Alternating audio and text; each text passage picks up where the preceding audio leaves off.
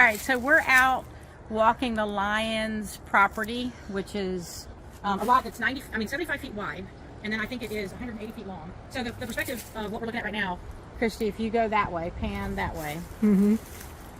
So that is the 75-foot run, and we may not be right on the corner of it. We may be out of the 75 foot, but that is where the lot is, and it would go 75 feet that way. And then if you pan this way, it'll go all the way to the other street, which I think is 180 feet. And so our intention is to break this into 75 by 90 foot lots. One on this side, which we have to bring a road in here, and then one on the other side. So we're walking it back here to give you an indication of what we're seeing on the property. And the property is pretty dry. There are a couple of spots like this one right in front of us right now that have a small section of water remaining from this bad rain we just had. But this will probably dry up in the next couple of weeks, I would think.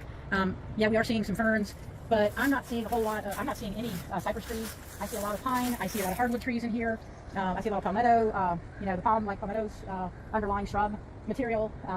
And we took a lot of pictures too, but that's, we're not seeing a whole lot of what I'm showing you right now. We're seeing more of what looks like this over here. Hi, Diane. So we're out here looking for wetland because if we find, the reason why we're doing this is because if there's wetlands, we can't really build. I mean, we could, but again, we're trying to identify whether or not there's a lot of low spots, a lot of water standing, whether there's types of vegetation that indicate wetlands. And while there is some, then we'll probably, we are going to have to do a wetlands delineation and survey and assessment because we want to split this in two, and we need to make sure that we can. Like this section right here, we need to make sure there's no issues, because this would be a prime area for us to have the driveway come up into. So we definitely have to do this wetlands assessment. Again, I'm not seeing a whole lot that tells me there's a ton of wetlands, and it could be something that maybe was present many, many years ago, but maybe things have shifted and changed.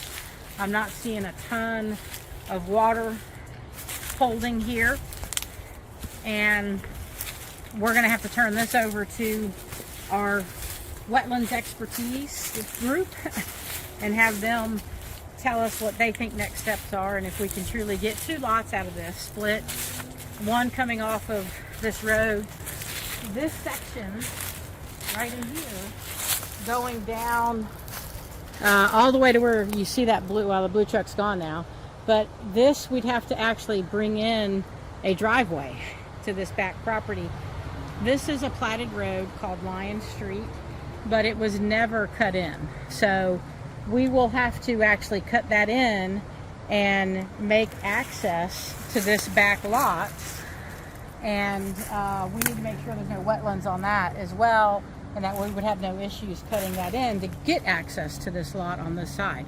So the idea here is we have a lot we're looking at that spans two streets, and with the zoning in here, we could potentially split the lot in half if everything works out, and have one home accessed on one street, another one on the other, and it would comply. We'll have to put septic and a well in. So as long as we know we can do the lot split, because the lots are already pre-platted, but we got to make sure we can build on it.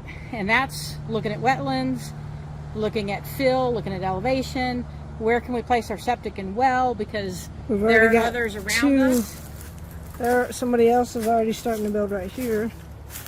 And as long as we feel like we can do this split, and we can place well and septic in a location that doesn't interfere with where they're going to put their septic system and wells, where that other dwelling over there has their septic system, and if anything over here had it, which they're far away, so I'm less worried about where this is except for this lot.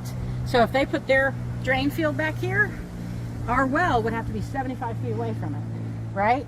So as long as we can go 75 feet that way, and that's the thing, the lots are only 75 feet wide, so that's why that drain field, like the well, would have to go, over and back on that one to get away from these drain fields and that drain field. Okay. And then this one, depending on where the drain field is, like we'd have to make sure it was 75 feet away. So that's going to be the trick. When you buy these smaller lots and you have to do a septic and a well, that's the trick, is can you, yeah, you can build, but can you get the septic and the well in that doesn't interfere with everything around it? That's the trick we've got to figure out here, as well as whether there's any wetlands that are going to cause us a problem. And if so, then it could cost more money to mitigate it or make it even viable. So that's what we're checking out, and we have to check out this egress in to make sure that we can truly bring this road in without any concerns, so that they could even access another house over here. So stay tuned. You know, this is part of doing land development and buying raw property and then setting yourself up to build a house. And it's hard right now. There's a lot of people wanting to do it.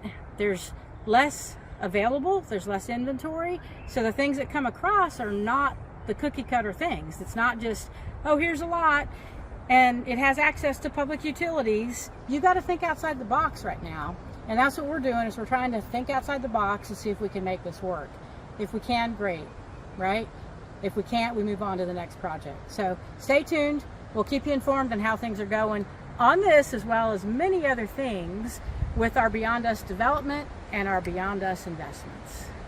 Have a great one.